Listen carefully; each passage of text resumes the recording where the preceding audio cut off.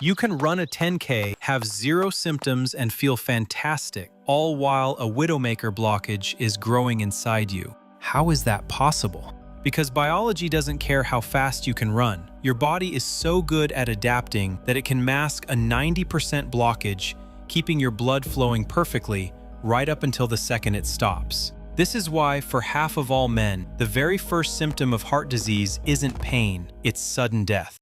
In this video, I'm going to show you why the healthy heart fails, how your body hides these ticking time bombs, and the only way to actually check your heart before it's too late.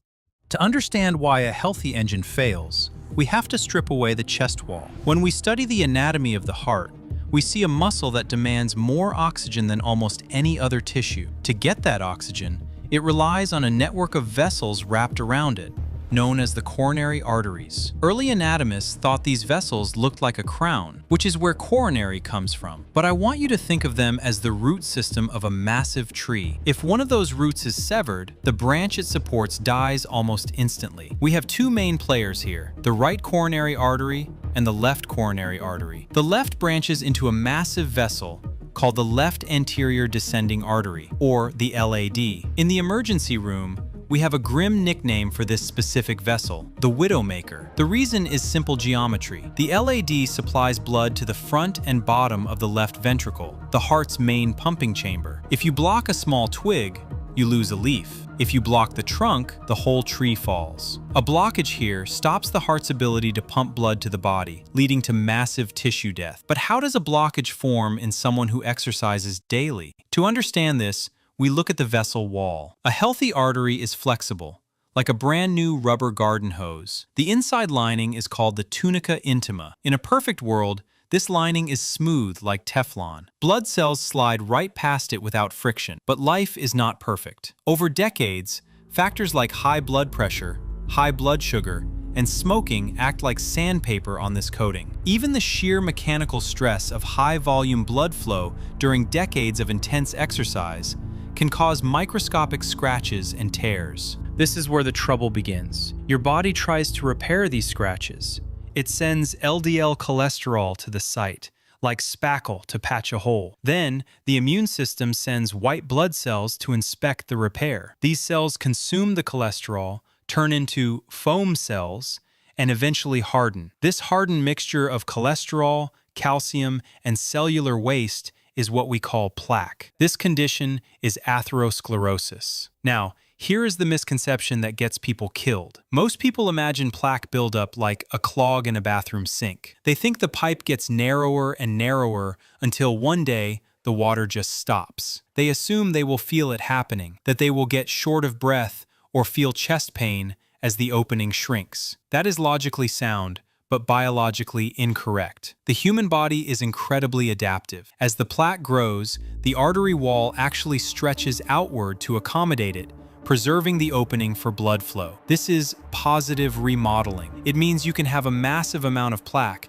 but the tube itself remains 100% open. You have normal blood flow and zero symptoms. You can run a 10K and feel fantastic because the blood is still getting through. This is why the first symptom of heart disease for 50% of men and 64% of women is sudden death. They feel fine until the very second they don't. So, what flips the switch? What turns a silent plaque into a fatal event? It comes down to stability. Imagine that plaque deposit is like a blister covered by a thin layer of skin. This is soft plaque, filled with inflammatory gunk. If you experience a sudden spike in blood pressure or extreme physical exertion, that thin skin covering the plaque can tear. This is a plaque rupture. When that plaque ruptures, the contents spill into the bloodstream. The body panics. It sees this as a massive open wound and immediately sends platelets to clot the blood. This is exactly what you want if you cut your finger, but it is exactly what you do not want inside your heart. In a matter of minutes, that clot grows so large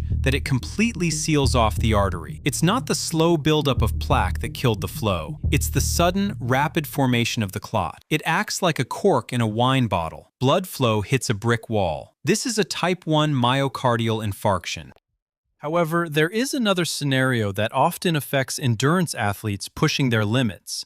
the type 2 myocardial infarction. Consider a 50-year-old disciplined runner named Robert. Robert has normal cholesterol. While running a race, he doesn't feel crushing chest pain. He just feels weird. His energy drops. He feels lightheaded and nauseous. He thinks he's just dehydrated. At the hospital, doctors find a protein called troponin in his blood. Think of troponin like the liquid inside a glow stick. As long as the plastic casing is intact, the liquid stays inside, but if you snap the stick, it leaks out. Heart muscle cells are full of troponin. If those cells die, they break open and leak into the bloodstream. Robert is having a heart attack. But when they look at his arteries, they don't find a 100% blocked pipe. They find a 50% blockage. So how did he have a heart attack with blood still flowing? This is a supply and demand problem. While sitting on a couch, a 50% blockage is irrelevant. The hose is crimped, but enough water gets through to water the grass. But when Robert's heart rate spikes to 170 beats per minute, his heart demands a fire hose worth of blood. The crimped artery can only deliver a garden hose worth. The demand exceeds the supply, and the heart muscle starts to suffocate. This is ischemia. In Robert's case, there was an extra factor atrial fibrillation, or AFib. Your heart runs on an electrical grid, creating a coordinated squeeze. In AFib, the top chambers stop beating and start quivering. This chaos messes up the timing. If you combine a partial blockage with the rapid heartbeat of AFib, you create the perfect storm. The heart is beating so fast, it doesn't have time to fill, and the arteries can't deliver enough oxygen to sustain the pace. This highlights the 70% threshold. Generally, you will not feel chest pain until an artery is roughly 70% blocked. Below that, your heart compensates. Above that, you might feel tightness when walking upstairs that goes away when you sit down. We call this stable angina. It's your body's check engine light. But remember, the majority of heart attacks occur in people with less than 50% blockage because soft plaques are more prone to popping than big, stable ones. So, if you can't feel it, is there any good news? Your heart has a secret backup system called collateral circulation. Think of your main arteries as interstates. If a jam persists for years, your heart paves side streets to bypass the blockage. This is why a 70-year-old might survive a heart attack that kills a 40-year-old. The older heart had time to build those detours. In a younger person, the rupture is sudden. The highway shuts down, and there's no way around it. One of the best ways to force these vessels to grow? Zone 2 and HIIT training. Exercise builds the network that buys you time, and time is the only currency that matters. In the ER, we say, time is muscle. 20 minutes, irreversible damage begins. 90 minutes, heart tissue turns to scar tissue. Scar tissue doesn't pump. To save the muscle, you have to recognize the symptoms. Men usually get the Hollywood heart attack, chest pressure, and arm pain. For women, it's insidious, extreme fatigue, shortness of breath, or even intense acid reflux. If you feel a sudden sense of doom, don't ignore it.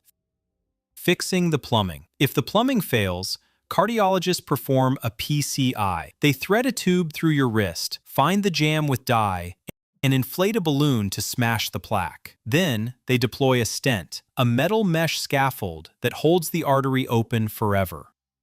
Now let's talk scans to find hidden culprit, the screening strategy.